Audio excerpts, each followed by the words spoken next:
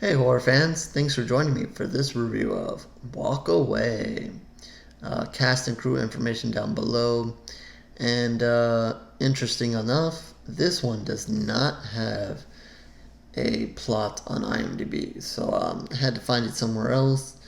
And basically, it says a group of friends go for a summer weekend of hiking, drinking by the campfire, and soon learn that their remote Vermont getaway won't let them go back home. All right, so I guess because it doesn't have a plot on IMDb, just shows you the budget here.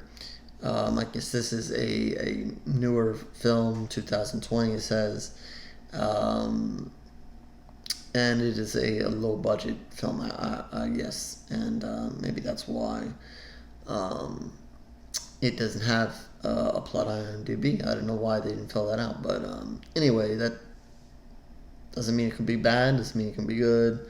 Let's see. So what we have here is almost another standard horror setup. House in the middle of nowhere. There's no one around. Group of young people here. Um, Three girls, two guys, who have driven out to this house.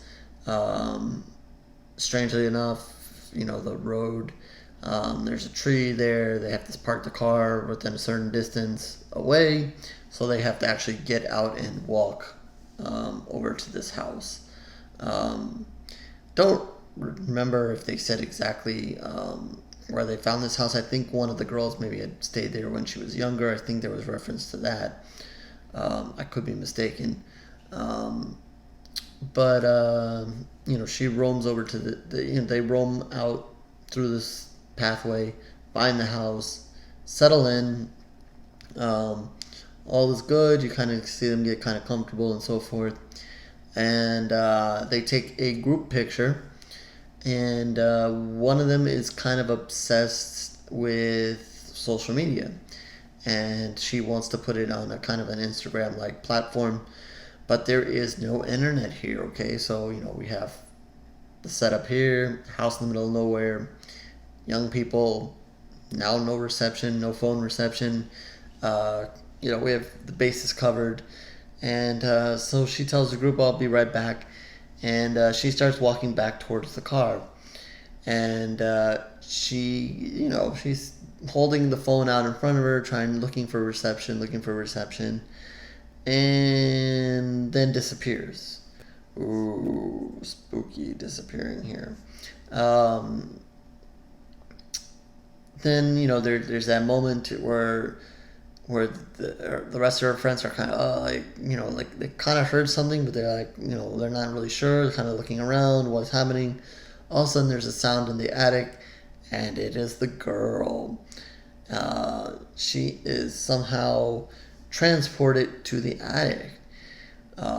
So it takes her a moment or two to get her bearings and so forth, and basically, she not really sure what the hell happened, but kind of tells the group that she went for a walk and ended up in the attic. And then another one tries it, and another one tries it, and soon enough they see that they cannot escape. Everywhere they start walking, they end up coming back in the attic. So a little bit of weird here. There is a lot weird before we get to, I guess, the horror part of this story. Um, so you kind of see them, they set in, they hunker down. They still kind of go about their business. I mean, they are on vacation, so even though they're a little weirded out by them not being able to leave, they're still kind of settling in and doing their thing. Um, One girl kind of draws a map, and you see them kind of each take turns going out within a certain distance and seeing if they can get out, escape, and they can't. So she's basically marking it off, so they kind of know more or less how far they can go, in a giant circle around this house. Um, then they kind of do some more experimenting and find out, maybe if more than one person goes at it one time, where else do you land besides the attic? And they find out, I guess the house has a certain order of where people fall or will reappear in this house. But no matter if it's one person, two person, or all of them who disappear at the same time, you will all end up back in the house in someplace in the house. There is another, I don't want to give away the complete story here. There is another rule or two to this whole thing going on here. Nothing major here. But in a way, it kind of reminded me. I did a video review recently of The Room, and that room, kind of granted you wishes, but as the story goes, you found out that there are some rules to it. And here there are two, not a lot, and it wasn't so strict. I mean, obviously the one is that basically you can't escape. There is nowhere to go. But some minor ones, and then I guess the thing here, the point is that the characters, or one or two characters, use it to their advantage when things get crazy later on. So let's talk about the later on. And there eventually is horror in this movie because, I guess you can kind of say cabin fever kind of sets in. They're there, and I don't, they're there for apparently a long time, enough to start going crazy. And a lot, they're long enough to start going, being bothered by each other. And then let's just say, it becomes a bloody situation. And let's say that when one person goes down, that's not the end of it. It kind of is all downhill from there. Different kills for different reasons, different people doing it. Again, I don't think I'm spoiling anything. I'm not telling you, who's doing what. But I guess the ultimate goal is to escape this house. And, one of the things that I guess there are some minor hints in this movie about, why the house does this. And there's mention, one of the girls, she kind of reads and does some reading and talks about society and certain things like that. So maybe that is kind of the point. Maybe the movie is making a statement on society and so forth, or being enclosed in there is making a statement. But that when these kind of movies end, there's two ways I usually think about it. I think it is okay within a realm to end a movie and not fully explain what is going on. Again, maybe I missed it. Maybe I completely missed the point. That's happened before. Maybe somebody out there got the point, got the message, got why this house is doing it. Maybe I completely missed it. Like I said, there are some hints to society and something around that effect that this girl brings up. Maybe that's it. Maybe it's not. So I don't mind completely when a movie just ends and doesn't really make it clear cut. I do kind of get pissed off when they leave it really open. I think if they leave it open for interpretation and kind of give you, a couple of directions that can go in, I'm okay with that. When they leave it pretty much wide open, that kind of irritates me. Maybe irritates me not to no fault of the movie, but irritates me because I want to know and nobody will tell me, or the movie won't tell me. So yeah, that kind of irritated me, that there is no clear cut, or at least I like, again, maybe I missed it. It could have happened. Like I said, I'm usually working when I watch some of these movies, so maybe I do miss a thing or two. But I thought, I really want to know what the deal here is. Why this house did what it did. how it does what it does, or just something there. And I think at the end of the day, they created a good situation, a very fun situation with them disappearing and coming back. Something that helped create a decent death later on. There is a little bit of blood and guts there, that I like that, so that's good. So it does create a world, a small universe here, a small universe for a movie. But, to me, they left it too wide open. I wanted to know more. I wanted to know, what's going on here. How is this happening? Why is this happening? Why this house? Maybe something, there are some clues.